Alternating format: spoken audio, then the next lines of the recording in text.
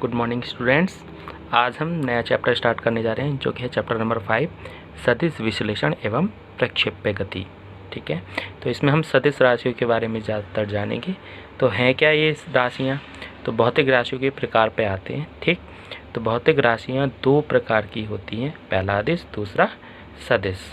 अदिश बिना दिशा के, ठीक है, सदिश दिशा सहित। ठीक है, तो नाम से पता चल रहा है दिशा के बारे में। तो ये वो राशियाँ जिनमें दिशा नहीं होगी और ये वो राशियाँ जिनमें दिशा होगी। ठीक है, और परिमाण की बात करें, ये परिमाण यानी उसका मान, वैल्यू, ठीक है, वो तो सभी में होती चाहे वो शून्य ही क्यों ना हो, लेकिन वैल्यू तो है, शून्य है। ठीक है, तो वही चीज़ अदिश राशियों की बात करते हैं तो वे भौतिक राशियाँ जिनमें केवल परिमाण होता है, दिशा नहीं होती, अदिश राशियाँ कहलाती हैं।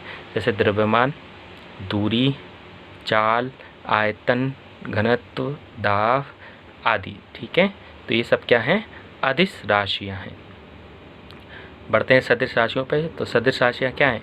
वे भौतिक राशियाँ जिनमें परिमाण के साथ साथ दिशा भी होती है तथा ये योग के सदिश नियमों का पालन करती हैं, सदिश राशियाँ कहलाती हैं। ठीक है, तो आप बस इतना भी लिख दोगे, दिशा भी होती है, उतना ही काफ़ी है, क्योंकि इतना जिसमें है बहुत परिमाण भी हो और दिशा भी हो, वो सदिश योग का पालन तो करेगी। ठीक है, जो योग के सदिश का नियम है उसका पालन करेगी। ठीक है, सदिश राशियाँ कहलाती हैं। ठीक है, ये आगे आएगा टॉपिक, इसको भी बताएंगे क्या है ये। तो इसका एग्जाम्पल क्या हो गए?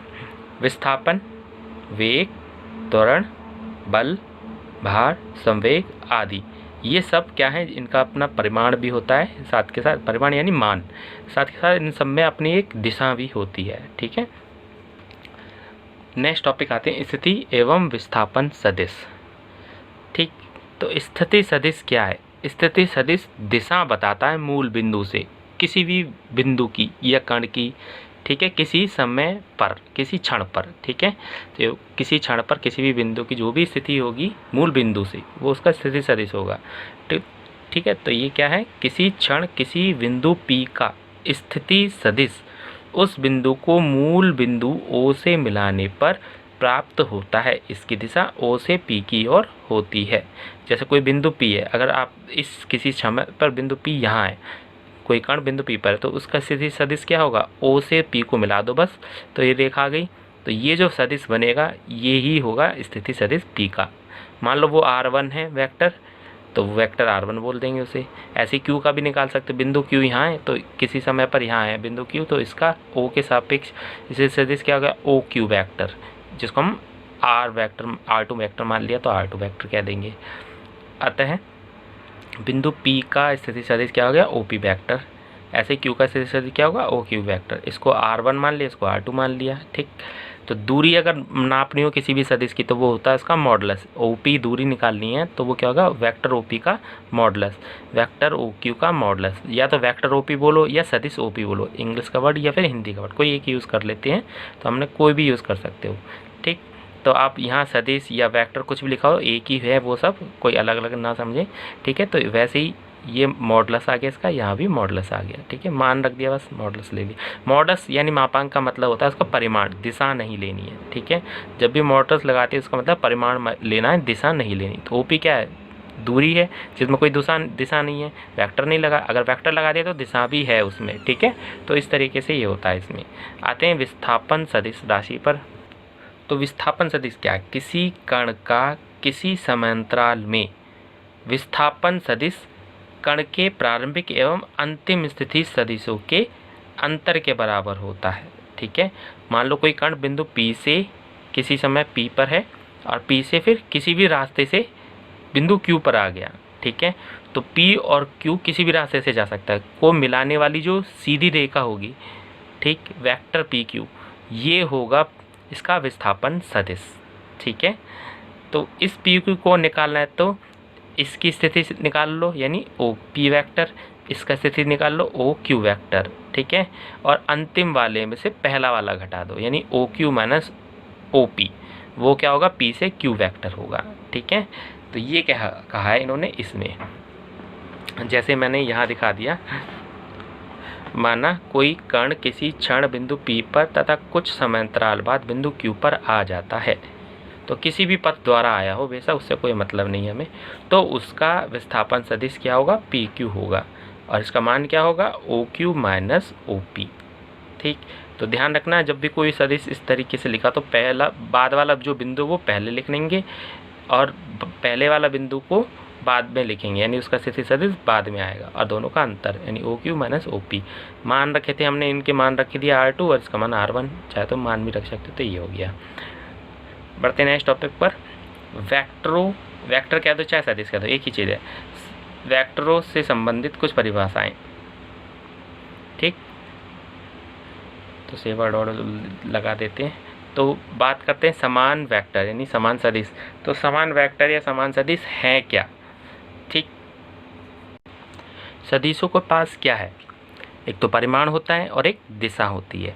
तो कोई भी दो या दो से भी ज़्यादा अधिक हो सकते हैं वेक्टर, वो सिर्फ समान तभी होंगे जब उनके परिमाण भी समान हो और दिशा भी समान हो, ठीक है। तो ऐसे सदिश जो कि समांतर हो, परिमाण में बराबर और दिशा भी समान हो, क्या होंगे, समान वेक्टर होंगे। सभी समांतर वेक्टर जिनकी लंबाइयाँ यानी परिमाण व दिशाएं समान हैं, समान वेक्टर कहलाते हैं। जैसे दो वेक्टर ले लीजिए जिनकी लंबाई बराबर, समांतर भी हैं और एक ही दिशा में इनकी दिशा है, ठीक। तो ये दोनों वेक्टर क्या होंगे, बराबर होंगे। क्यों, क्योंकि इनका मापांक भी बराबर था यानी लंबाई, वो दोनों समांतर भी थे और उनकी दिशा क्या, एक ही दिशा में है, ठीक है। कोई भी इनमें से एक चीज़ अलग हो गई तो वो क्या होंगे, समान वेक्टर नहीं होंगे। जैसे मैंने एक एग्जांपल ले लिया, ये दोनों मापांक बराबर हैं, समांतर भी हैं, परंतु इनकी दिशा क्या है, विपरीत दिशा में है, इसलिए ये दोनों क्या हैं, बराबर नहीं होंगे, समान नहीं होंगे वेक्टर। पढ़ते हैं नेक्स्ट टॉपिक पे, विपरीत वेक्टर। तो विपरीत वेक्टर क्या है, जो अभी एक एग्जाम्पल पढ़ा ये विपरीत वेक्टर का ही एग्जाम्पल था कि लंबाई तो बराबर हो यानी परिमाण बराबर हो और समांतर भी हो, लेकिन इनकी दिशा क्या हो, अपोजिट हो, तो ये कैसे होते हैं, विपरीत वेक्टर। तो समान परिमाण वाले वे समांतर वेक्टर जिनकी दिशाएं विपरीत होती है, समांतर भी हो, समान परिमाण हो, लेकिन दिशाएं क्या होगी, विपरीत, कैसे होंगे, विपरीत वेक्टर कहलाते हैं। उपरोक्त उदाहरण 2 ये वाला, ठीक। पढ़ते हैं नेक्स्ट, एकांक वेक्टर या एकक सदिश, यूनिट वेक्टर भी बोल सकते हैं इंग्लिश में। तो ये क्या है, मतलब ऐसा वेक्टर जिसका मापांक 1 हो यानी परिमाण 1 हो यानी मॉडुलस 1 हो, तो वो क्या होगा, एकांक वेक्टर। वह वेक्टर जिसका परिमाण 1 होता है एकांक वेक्टर कहलाता है। इसे कैप, इसको कैप बोलते हैं, चिन्ह लगाकर प्रदर्शित करते हैं। उस सदिश पर कैप चिन्ह लगा देंगे तो इसे सदिश पर कैप चिन्ह लगाकर प्रदर्शित करते हैं। सदिश ए की दिशा में एकांक सदिश या एकांक वेक्टर क्या होगा, ए के ऊपर कैप लगा दिया होगा, उस सदिश को उसके मापांक से भाग कर देंगे।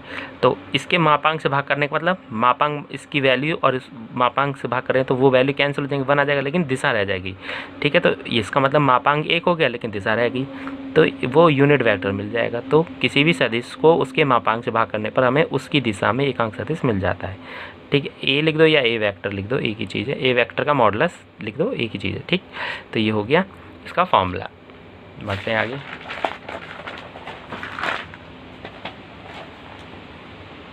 तो वेक्टर ए भी निकाल सकते हैं यहाँ से, तो ए को उधर पहुँचा दिया तो vector A equal to A into एकक सदिश। तो इस फॉर्मेट में भी हम बहुत सारे सदिश बना सकते हैं, ठीक है। तो लंबकोणीय एकांक वेक्टरों की बात करें, लंबकोणीय एकांक वेक्टर क्या होते हैं, जो कि एकक सदिश ही होते हैं, एक्स वाई जेड की दिशा में होते हैं। एक्स एक्स की दिशा में आई होता है, वाई में जे और जेड की दिशा में के होता है। तो आई जे के जो मैंने लिखे इन सब के ऊपर भी हम एकक सदिश हैं तो कैप लगा के लिखते हैं, ठीक है। तो लंबकोणीय अक्षों एक्स अक्ष वाई अक्ष व जेड अक्ष के अनुदिश क्रम से आई जे व के एकांक वेक्टर लिए जाते हैं, जिनके मापांक क्या होंगे, एकांक वेक्टर तो सभी के मापांक क्या होंगे, 1। उदाहरण जैसे प्लस वाई अक्ष की दिशा में 20 मात्रा का वेक्टर है, तो कोई वाई अक्ष की दिशा में 20 मात्रा का, तो 20 इंटू जे से गुणा कर दो, मापांक से गुणा कर दो उसके एकक सदिश की, तो उस दिशा में जो भी एकक सदिश, उस दिशा में जे है तो 20 गुणा जे, 20 गुणा जे। माइनस एक्स एक्स की दिशा में 20 मात्रा का वेक्टर 20 गुणा माइनस एक्स माइनस वाई, तो इस दिशा में क्या होगा, माइनस जे, तो माइनस जे से गुणा करो तो माइनस इधर लिख दिया।